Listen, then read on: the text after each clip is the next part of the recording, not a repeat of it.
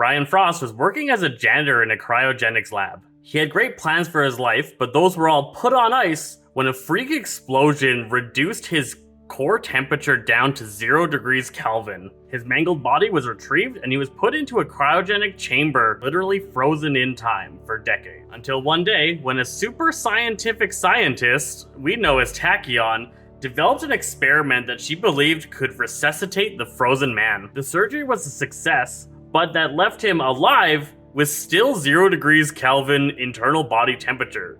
Just being out in the internal air literally burned his skin, so he was forced to live in a cryogenically frozen little room. It takes a lot of energy to keep a room at that temperature, and so he does not have a lot of time to move around. He was given an option. He could continue living his life in this tiny little room, or he could have the option to go out into the world as Absolute Zero in a specialized armored suit that would keep his temperature low. He could assist the Freedom 4 at the time with their adventures and help keep the world safe. He pondered on this on a while as he did not want to be used by the government for such things, but he eventually decided it was in his best interest to branch out into the world as the frozen fighting crime fighter Absolute Zero, joining the Freedom 4, making them into the Freedom 5. Absolute Zero was one of my favorite characters in Enhanced Edition. He's a really cool design and very interesting character. His entire setup is about dealing himself damage to react to that damage and deal even more damage out. He doesn't have a huge amount of support for his friends. He's mostly completely self-centered within his deck. So you definitely have to take that into consideration when you're playing this character. You are not a support, you are entirely self-motivated. So that is how he plays here. His power is deals himself either 1 cold or 1 fire damage. When looking at that, that might seem a little bit weird if you've never played this character before and you don't understand how his deck works. Dealing yourself damage doesn't tend to be something that you want to do, and there doesn't seem to be any kind of benefit from that, but we'll get into that later. His alternate character card, the first appearance when he showed up to help fight the Matriarch and tried to freeze all her birds solid.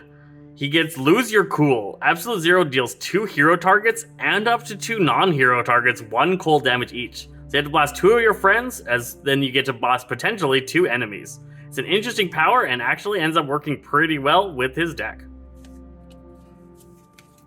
His base form, when knocked out, he is in a desperate last moments. He's out of his suit. He is burning to the touch of the air as he allows 1 hero to use their power phase. You can destroy a target with 2 or fewer HP, or you can select a hero until your start phase plus 1 damage dealt by that target. This one's super powerful and can be really effective if you end up getting knocked out, which might happen with all the self-damage you're going to do as this character. His alternate character card comes with A World of Cold, where he lost his cool and froze the city around him.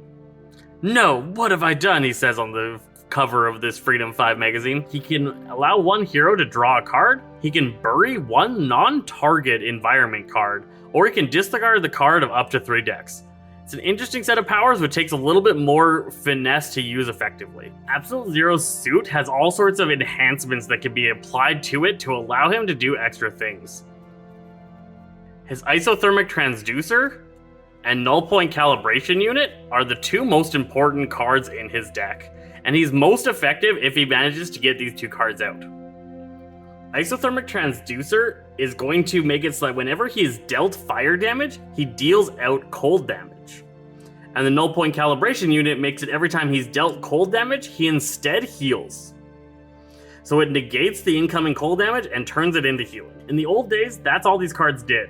Now they've been greatly enhanced with the ability that when you play them, you're also allowed to play another card. This allows you to get it set up really fast. If you get a starting hand that has both of these, you're set. Along with these 2 items are other enhancements to his suit. His focused apertures will greatly increase his cold damage dealt. His high yield coolant tanks gives him more power uses and ability to fill his hand better. His cryofield projector increases his cold damage dealt, reduces his fire damage taken, and allows him to do a burst of damage next turn. A character very reliant on getting certain equipments out, it can be a struggle to play such a character if it weren't for the fact that they've greatly improved this deck into its ability to gather up cards.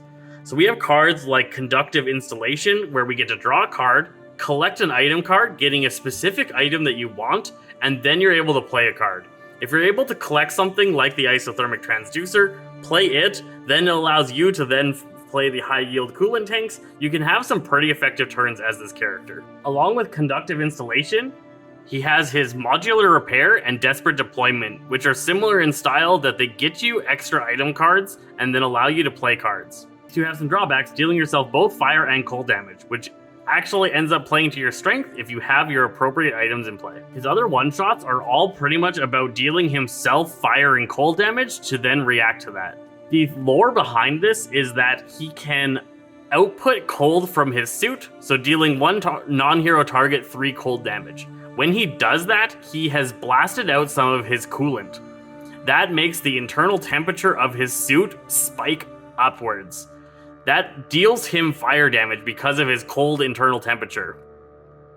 In reaction to the increase in pressure from the fire damage, his isothermic transducer activates and pumps up the cold, which allows him to push out even more cold damage.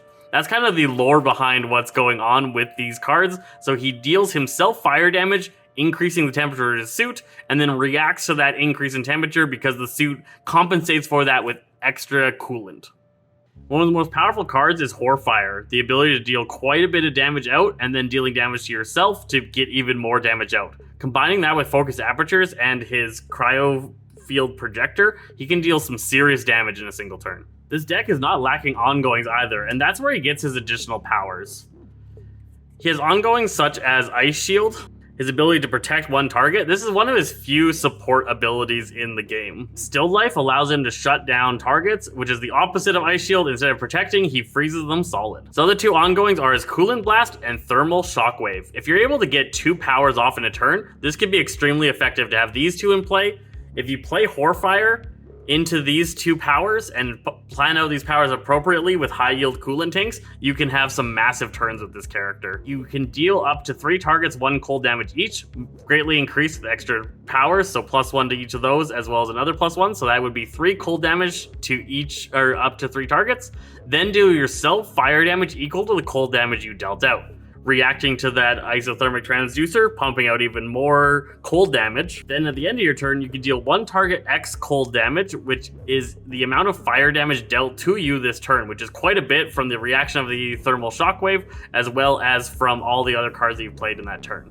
This character is extremely powerful once set up, and it's just such a blast to play. If you follow any groups that talk about playing the game, there are a lot of stories of clutch absolute zero saves where he's down at 1 HP and everybody else is knocked out, and he manages to get himself all the way back up, sometimes even to full HP, and take out an entire powerful boss.